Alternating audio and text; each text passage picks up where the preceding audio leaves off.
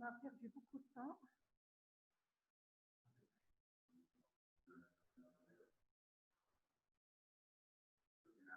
Alors, vous m'entendez là? Est-ce que je répète la clinique et la biologie? Il y a eu une coupure. Oui, s'il vous La plaît. biologie seulement. Oui, on vous a entendu. Très bien. Très bien. Je continue. Hein. Alors, ok, là. Très bien. On va passer maintenant au diagnostic différentiel. Donc, on a soupçonné le diabète cliniquement, on a confirmé sur le plan biologique.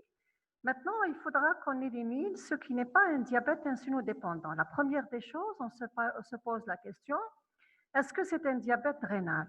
Pour faire la différence, tout simplement, dans le diabète rénal, vous allez trouver une glucosurie, certes, comme dans le diabète de type 1, mais la glycémie, elle est normale. Deuxièmement, il faut éliminer les hyperglycémies transitoires qu'on retrouve dans certaines pathologies, l'hyperthyroïdie, les méningites, les infections urinaires, les gastroentérites. D'accord? Il y a le diabète maudit, je vous ai dit, c'est beaucoup plus chez l'adolescent, hein, au-delà généralement moins de 25 à 35 ans. En cas de déshydratation, vous savez tous qu'il y a cette hymoconcentration, donc on se trouve donc des fois devant une hyperglycémie, on se dit, ah tiens, peut-être c'est un diabète, mais quand on fait une chimie des urines, la chimie des urines, elle est normale. Et méfiez-vous à l'intoxication au salicylé, surtout c'est l'automédication, donc quand on est fébrile, nos enfants sont fébriles, là, on donne donc de l'aspirine, mais arrivé à une certaine dose, c'est ce qu'on appelle l'intoxication au salicylé. Comment vous allez la reconnaître? Il y a le coma, il y a l'hyperglycémie, comme dans le diabète de type 1. Il y a certes une acétonurie, mais il n'y a pas de glucosurie. Vous voyez donc la différence? Alors, je continue. Alors, les complications aiguës, on les verra donc plus tard. Il y a l'acidocitose diabétique, elle met le pronostic vital en jeu. Il y a le coma hypoglycémique. Sachez que l'hypoglycémie, elle tue. Donc, il faut la reconnaître rapidement, la traiter rapidement.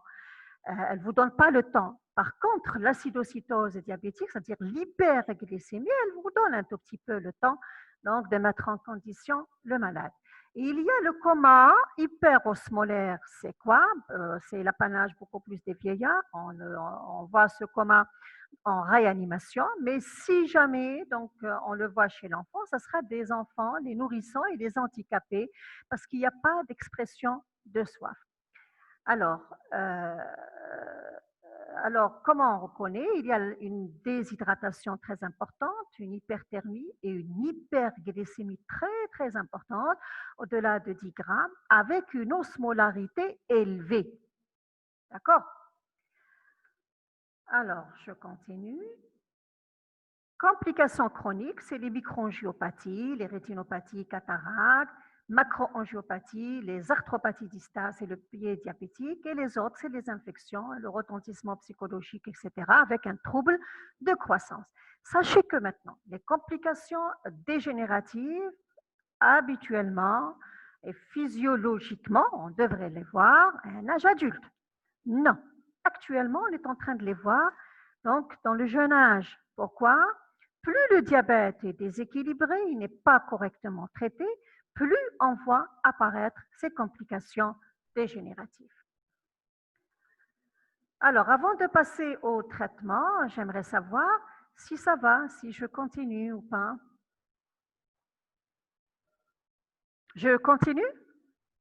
Très bien. Alors, le traitement. Alors, le traitement, le but de mon traitement, c'est une maladie chronique, c'est sûr qu'on ne va pas la guérir, mais on va essayer de maintenir une normoglycémie dans le nictémère pour permettre un développement staturopondéral satisfaisant et pour permettre une bonne insertion scolaire et socioprofessionnelle. Les moyens, je fais appel à l'insulinothérapie, au régime alimentaire, à l'activité physique et à l'autosurveillance qui est basée sur l'éducation. L'insuline. Actuellement, on travaille avec l'insuline humaine. Sachez que c'est vrai qu'actuellement, c'est les analogues donc, de l'insuline. Mais il n'y a pas longtemps, on travaille avec l'insuline humaine. qui est obtenu par la technologie de recombinaison où le génome il contient le gène de l'insuline. Peu importe. L'essentiel avec ce type d'insuline, qu'elle soit humaine ou analogue de l'insuline humaine, il y a moins de fabrication d'anticorps anti-insuline. Le problème uniquement dans l'insuline humaine, c'est que dans les flacons, elle est disposée en hexamère.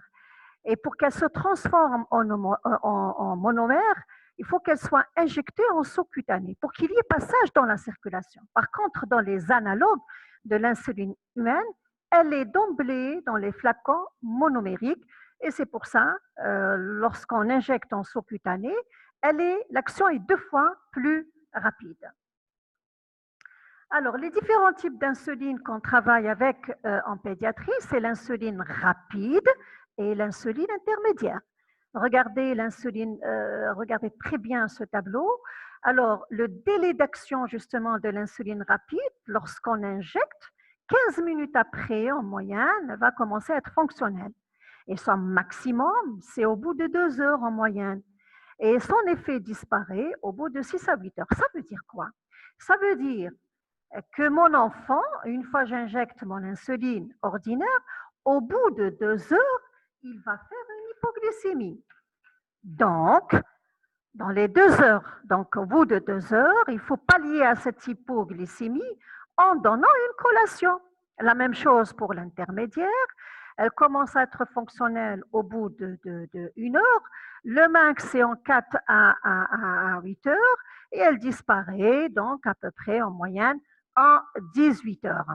Ça veut dire, si c'est le max au bout donc de 8 heures, ça veut dire vers 16 heures, il va y avoir, l'enfant va faire une hypoglycémie. Et là, il faut donner une collation. Est-ce qu'on a compris, Aloulette?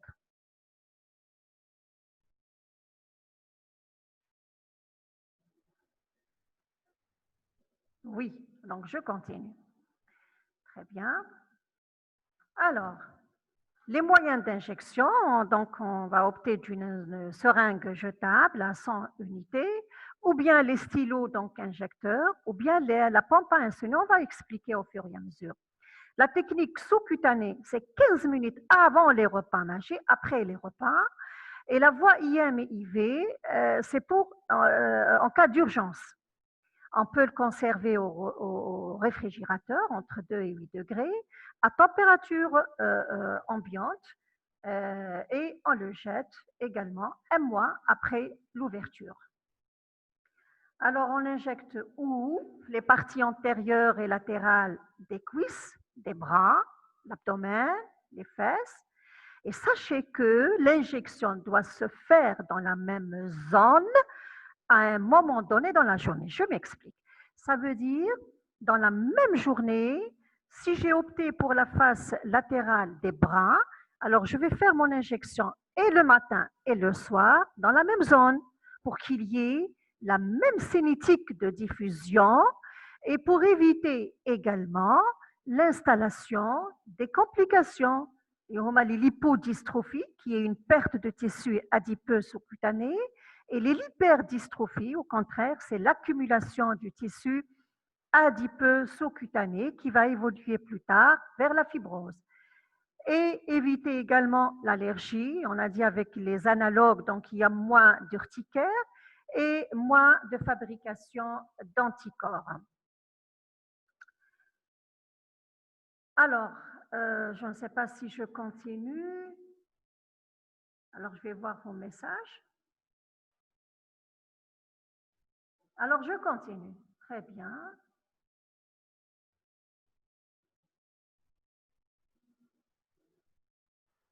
Très bien, ça veut dire que je suis efficace. Alors, les différents schémas. Sachez qu'en pédiatrie, c'est le premier schéma qu'on travaille avec. Le schéma, c'est le mélange entre l'insuline rapide et l'insuline intermédiaire. D'accord? Alors, la dose, c'est 1 unité à 1,5 unités par kilo par jour. Admettons que l'enfant pèse 10 kilos, 1 fois 10, ça va faire 10 unités. Alors, les 10 unités, je vais les répartir de la manière suivante. Les 2/3 des 10 unités, ça va faire 10 fois 2 divisé par 3, ça va faire 7. Alors, les 7 unités, je vais les donner le matin et les 3 unités, le 1 tiers, c'est le soir. Alors, les 7 unités que je donne le matin, c'est réparti encore. Les 75%, c'est intermédiaire, c'est l'insuline intermédiaire, et les 25%, c'est rapide. Ça veut dire les 5 unités à peu près, c'est intermédiaire, et 2 unités rapides. Et le soir, c'est partagé de façon équitable entre intermédiaire et rapide. Bien sûr, cette dose-là, une unité, vous serez appelé à la changer, soit augmenter, soit diminuer, en fonction de l'alimentation de l'enfant et en fonction de l'activité physique. Donc, c'est par tâtonnement, hein, vous allez voir, jusqu'à ce que vous obtenez la dose idéale pour équilibrer votre diabète. Il y a un autre schéma qu'on utilise chez les adolescents, mais après avoir acquis donc une conscience, il faut que l'enfant soit conscient quand même, c'est le schéma avec le silo, 3 injections par jour. C'est un mélange également entre l'intermédiaire et la rapide à 7 heures du matin et à 19 heures. Et on rajoute une rapide à midi, soi-disant pour que l'adolescent soit un peu plus libre dans son alimentation. Il y a le basal bolus également avec le stylo. C'est uniquement donc la rapide à 7 heures, à midi et à 19 heures, et l'intermédiaire au coucher. La pompe à insuline, c'est pour le petit, donc le nourrisson, donc à un débit de base fixe. Donc c'est des bolus, donc c'est une pompe qui secrète donc de l'insuline en fonction, si vous voulez, donc de la glycémie de l'enfant. Alors je continue ensuite. Alors, ce qu'il faut retenir, d'ailleurs je l'ai dit, la cinétique d'action de l'insuline est modifiée par la profondeur de l'injection. Ça veut dire pour que ça soit sous-cutané et non pas intradermique. Et par la zone où elle est effectuée. C'est pour ça que je vous ai dit, pour que vous ayez une bonne diffusion et de la même manière, alors dans la même journée, pendant 3 à 4 jours, utilisez donc la même zone où vous injectez votre insuline pour que ça diffuse de la même manière. Et ensuite, vous changez, donc les 3 jours donc, qui viennent par la suite, vous allez changer donc votre endroit. Je ne sais pas si je continue, si c'est clair. Le basal bolus, pour qui? Alors, le basal bolus, c'est pour l'adolescent une fois que vous sentez qu'il est conscient, d'accord, qu'il a bien compris la maladie, parce qu'il y a beaucoup de dégâts avec les basal bolus. Des fois, si l'adolescent n'a pas bien appris la technique du stylo, il peut s'injecter des doses donc élevées ou bien donc l'inverse, et ça sera donc une catastrophe.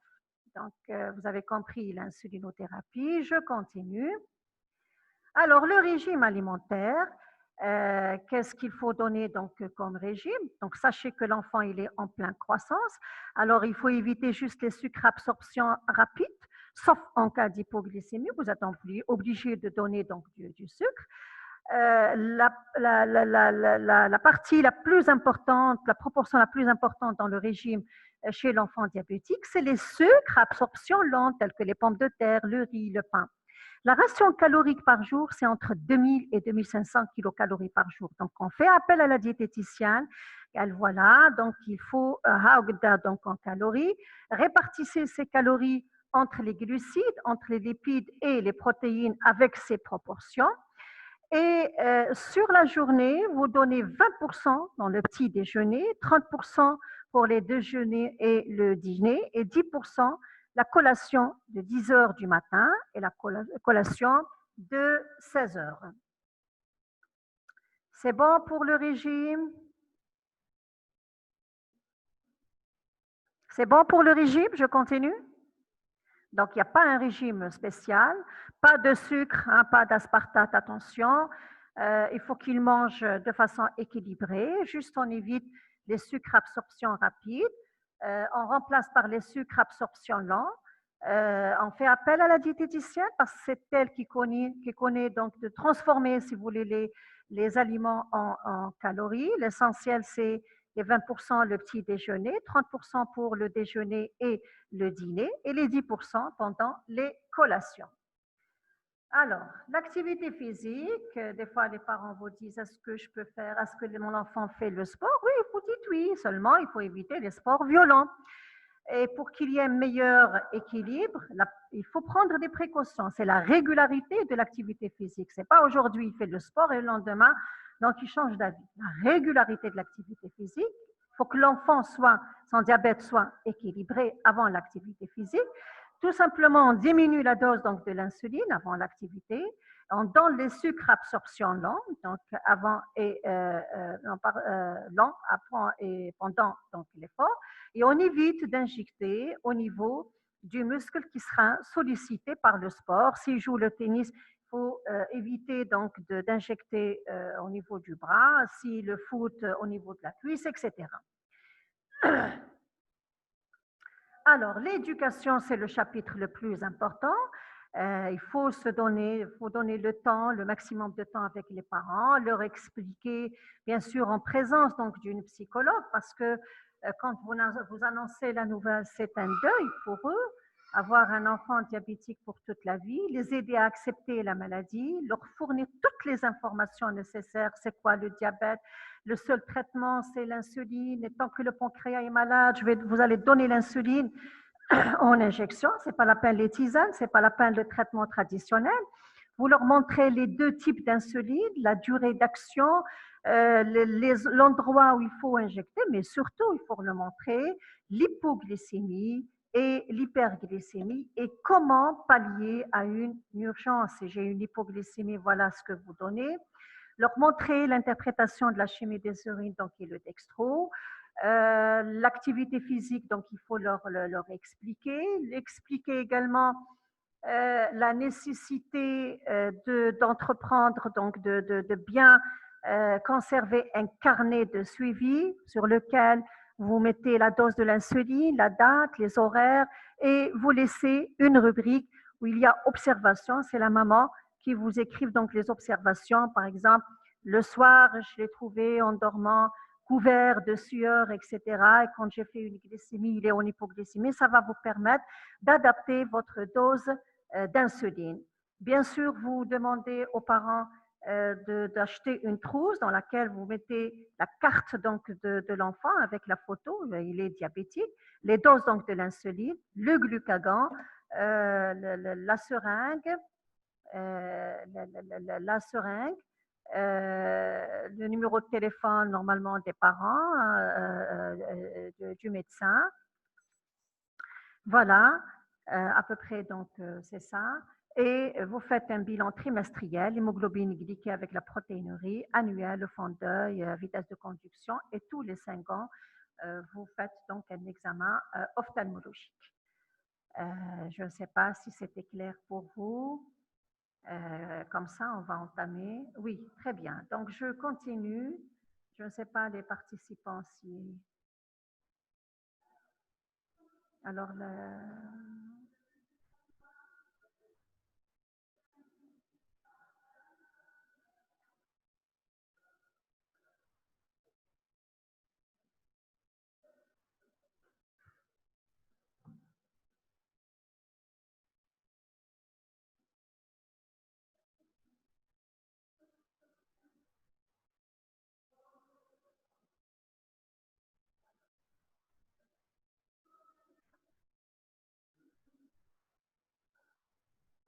pourquoi on n'utilise pas les ados chez l'enfant? C'est quoi ado? Je n'ai pas compris, ado. C'est un diabète, oui, insulinodépendant. Pourquoi on n'utilise pas les ados chez les enfants? C'est quoi ado?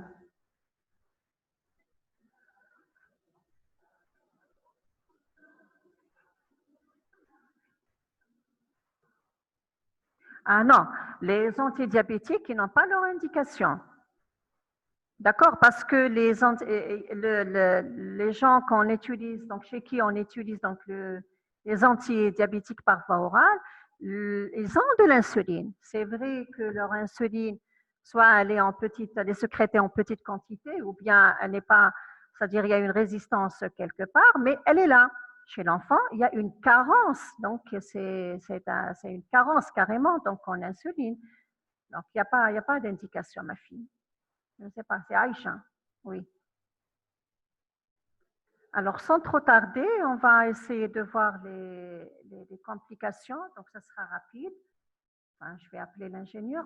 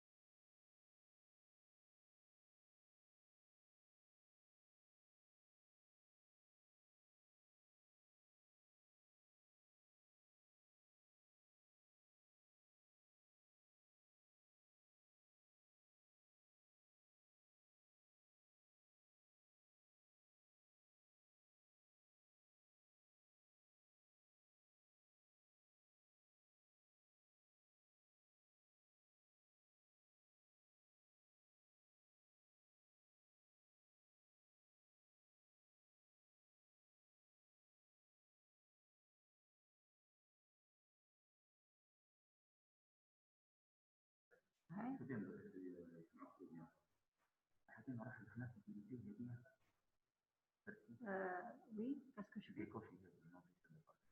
Allez. C'est bon? D'accord. Vous m'entendez là?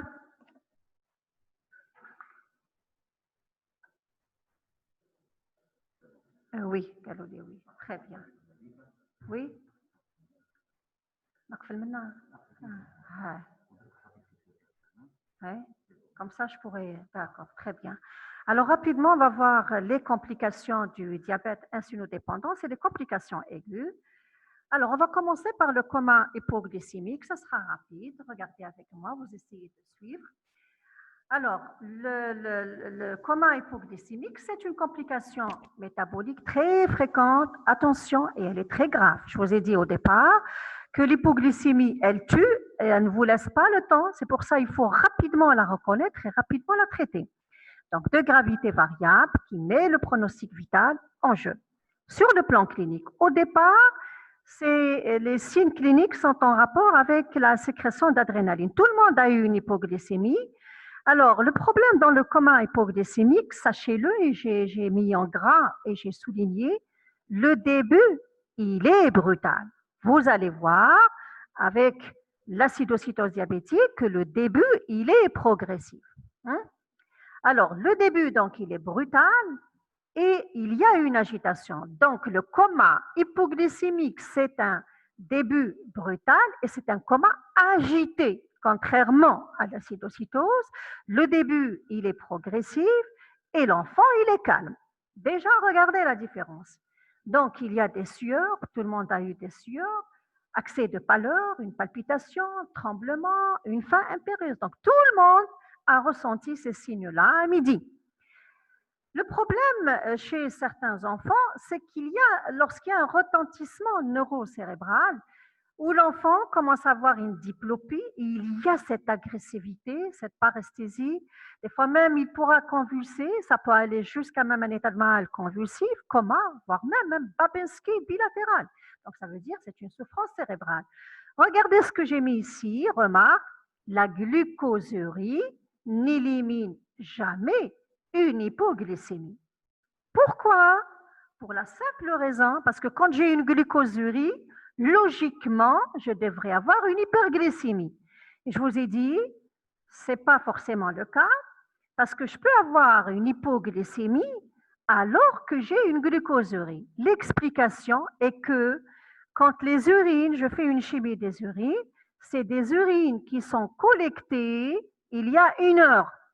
Donc, en d'autres termes, le message que je voudrais vous passer, c'est que quand vous avez une glucosurie, il ne faut pas s'assurer. Attention, non, il y a une hyperglycémie, donc je ne suis pas devant une hypoglycémie. Non, attention, c'est des urines qui sont collectées il y a 1 heure. Il y a 1 heure, il était en hyperglycémie, mais maintenant, donc peut-être il est en hypoglycémie. Donc, la glucosurie ne vous rassure pas. D'accord? On pousse l'interrogatoire, pourquoi il a fait donc une hypoglycémie? Peut-être c'est un repas qui a été sauté, peut-être il n'a pas pris sa collation à 10 heures ou bien à 16 heures. Ou là, par exemple, il n'a pas bien appris, les parents, la maman n'a pas bien su prélever la dose qu'il faut, donc il y a eu un surdosage de l'insuline, ou la non-adaptation de la dose avant l'activité physique. Donc, qu'est-ce que je fais? Donc, devant une hypoglycémie mineure, alors on ouvre sa trousse, j'ai des morceaux de sucre ou bien chocolat, je lui donne. Alors, si c'est une hyperglycémie sévère, j'ouvre également sa trousse et je prends le flacon de glucagon, c'est 1 mg et j'injecte en intramusculaire profonde. 5 minutes, il devrait être récupéré, mais si ça ne marche pas, vous orientez à l'hôpital et là, vous allez donner le glucosé à 30%, puis vous prenez le relais par le glucosé à 10%. Au bout d'1 heure, si ça ne marche pas, on peut aller jusqu'à l'immunosuccinate hydrocortisone. Ça va, je continue. Donc ça, c'est pour l'hypoglycémie. Regardez, c'est très simple. Alors, oui, très bien. Alors, je continue maintenant pour l'acidocytose diabétique. Également, c'est une complication métabolique de diabète en rapport avec une carence profonde en insuline. Et c'est un mode, malheureusement, de révélation de diabète dans les pays en voie de développement. J'ai donné ici un chiffre à la clinique Sainte-Thérèse il y a peut-être 8 ans ou un peu plus. On a essayé de voir le mode de révélation de diabète à la clinique Sainte-Thérèse et on a trouvé, on était choqués par ce chiffre-là, presque la moitié donc des enfants diabétiques sont découverts au stade d'acidocytose diabétique. Ça veut dire que c'est des enfants qui voient plusieurs médecins avant qu'ils atterrissent chez nous, hein, et ces médecins, malheureusement, passent à côté donc de diabète. Alors, sa définition, il vous faut une hyperglycémie au-delà de 2 grammes 50. Si vous avez les moyens de faire les gaz du sang, vous avez une acidose métabolique. Une acétonémie, il faut que ça soit supérieure à 7 millimoles. Et une cétonurie, donc très importante avec une glucosurie. Donc, sur le plan pratique, on n'a pas les moyens de faire les gaz du sang, de l'acétonémie. On se base sur l'hyperglycémie au-delà de 2 grammes 50 et la cétonurie dans les urines. Et on essaie de sentir la bouche, donc la laine de l'enfant. On a la laine acétonémique. Déjà, on sait qu'il y a une cétonémie, donc très élevée.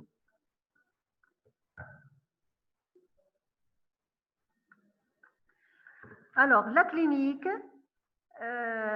donc cétose. Alors, cétose modérée, vous avez donc un syndrome polyuropolytypsique, une reprise donc de l'énurésie donc nocturne, l'amaigrissement donc elle est là.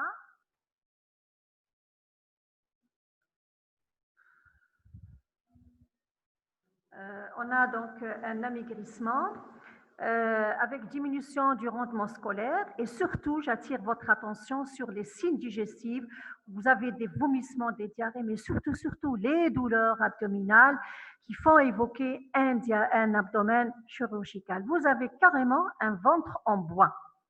Et là, pas mal d'enfants ont été orientés en chirurgie, pas mal d'enfants ont été opérés pour une appendicite, pour une péritonite, et finalement, c'était donc une acidocytose diabétique. Une acidocytose grave, donc s'il y a un trouble donc de conscience en signe de localisation. Ça veut dire que vous avez un coma, et c'est un coma qui est calme, avec le cutané plantaire en flexion, alors que dans les hypoglycémies, vous avez un coma agité et le cutané plantaire en extension. J'ai dit un Babinski qui est positif. En plus de ça, vous avez une respiration de Kussmaul, donc une hyperventilation avec une haleine acétonymique et des signes de déshydratation sévère avec une température qui est normale pour faire la part des choses avec le coma hyperosmolaire où vous avez une hyperthermie très importante. Donc, au total, pour le diagnostic positif, vous avez un début progressif, vous avez une hyperglycémie au-delà de 2 grammes 50, une cétonémie, une cétonurie. Ça vous permet donc de poser votre diagnostic. Si je peux faire les gars du sang, vous les faites. Vous faites donc bien sûr l'anatrémie. Pourquoi j'insiste ici? Parce que chaque gramme de glycémie au-delà de 1 gramme, il va abaisser l'anatrémie. C'est pour ça qu'on doit corriger donc le sodium et voici comment on corrige la natrémie corrigée. Donc quand on est devant une acidocytose diabétique, il convient de demander également votre ionogramme pour voir la natrémie parce que chaque gramme, donc plus la glycémie donc elle est élevée, plus votre sodium est abaissé et vous devriez donc la corriger.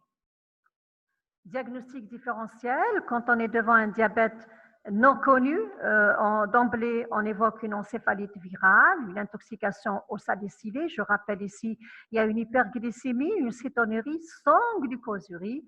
Il y a les vomissements acétonymiques. C'est quoi ces vomissements acétonymiques? C'est des vomissements qui sont déclenchés par le jeûne donc prolongé.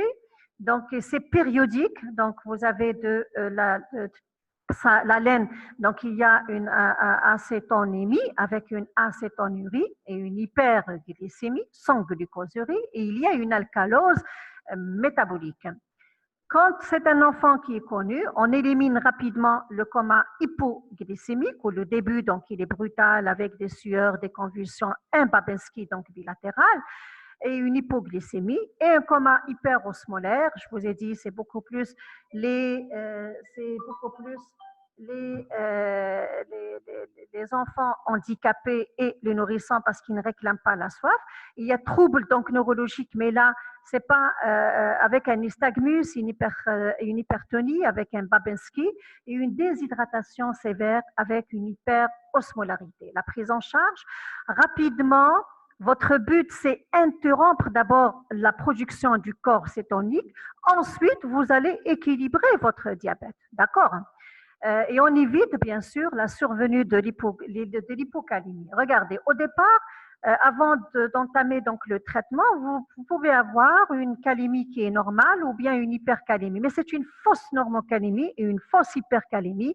Pourquoi? Parce qu'il y a une protéolyse, donc il y a une destruction donc, des protéines.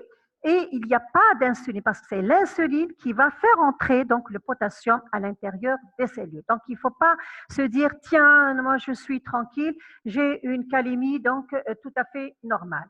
Alors je mets en condition mon malade, je l'hospitalise, la position de sécurité. En parallèle, j'essaie de chercher le pourquoi, les facteurs déclenchants, s'il y a une infection, un traumatisme, une mauvaise éducation, s'il a pris donc un médicament, peut-être un sirop qui est sucré, donc les corticoïdes, je prends 2 abords veineux, je fais mon bilan, un ionogramme pour le sodium, pour le potassium, le taux d'hématocrite, la fonction rénale, un ECG, pourquoi pas, ça va refléter, ça va me donner une idée sur donc l'hypocalémie de façon très précoce par rapport à la biologie, monitoring cardio-respiratoire, j'arrête toute alimentation par voie orale, la règle des 4 centres, une sonde urinaire pour quantifier donc la durée. Ça va me permettre de faire la chimie des urines. Alors, il faut réhydrater obligatoirement avant l'insulinothérapie. Donc, le schéma. Alors, si vous êtes devant un collapsus, vous commencez par le salé pendant les 2 premières heures. Si vous avez la chance de faire les gaz du sang, vous commencez et vous êtes devant une acidose bicarbonatée. Dans tous les cas, commencez comme on le fait tous, avec le salé, 10 cc par kilo, avec une seringue. Donc, c'est pas en IV, il y a une seringue, donc il y a une pousse seringue, donc électrique. Alors, après les 2 heures, ça vient ce schéma. Donc, c'est les 3 litres par mètre carré du sérum glucosé à 5%. Mètre carré, c'est la surface corporelle. La surface corporelle est égale à 4P plus 7 sur P plus 90. Le P, c'est le poids, donc 4 fois le poids, plus 7 sur le poids plus 90. Donc, par exemple, si j'ai une surface corporelle de 0,5, alors ça sera 3 litres fois 0,5 à donner donc, sur les 24 heures. L'insuline que je donne là, donc c'est en Y, hein, par une pompe continue. Donc, je réhydrate dans la même voie donc d'abord. Donc, j'ai la réhydratation. D'autre part, en Y, donc je donne mon insuline à raison de 0,1 unité par kilo par heure. Là, je vous rappelle, on est en train de négativer la production, arrêter la production des corps cétoniques. D'accord? Alors, et bien sûr, on surveille notre chimie des urines, mais beaucoup plus donc notre glycémie. On a peur également des complications, c'est surtout l'œdème cérébral pendant les premières 24 heures, en rapport avec soit une hyperhydratation, une chute trop rapide de la glycémie et en rapport avec l'acidose. Il y a également cette hypocalémie durant les premières heures. Donc, si j'ai une hypocalémie, là, je dois supplémenter par le potassium. Et attention à l'hypoglycémie. Donc, sachez, dans l'acidocétose diabétique, ne pas s'acharner à baisser rapidement la glycémie. Non, il faut d'abord négativer donc de votre acétone. Le lendemain, une fois que vous ayez une chimie des urines, il n'y a que la glucosurie avec une hyperglycémie. À ce moment-là, vous allez introduire votre traitement habituel, 1 unité par kilo et par jour, les 2 tiers le matin, le 1 tiers, donc le soir. Bon, moi, j'ai terminé. Je vais voir vos questions parce qu'il nous reste à peu près 1 minute. Alors, il n'y a pas de questions? Une explication inacceptable? Ah oui, d'accord. Je vous remercie beaucoup. J'espère que j'ai donné, donc, au moins le message sans passer. Vers 11 heures, moi, je vais intervenir sur le syndrome néphrotique et la GNA. Malish, donc, si vous aurez des questions, je pourrai donc répondre. Alors, essayez de réviser.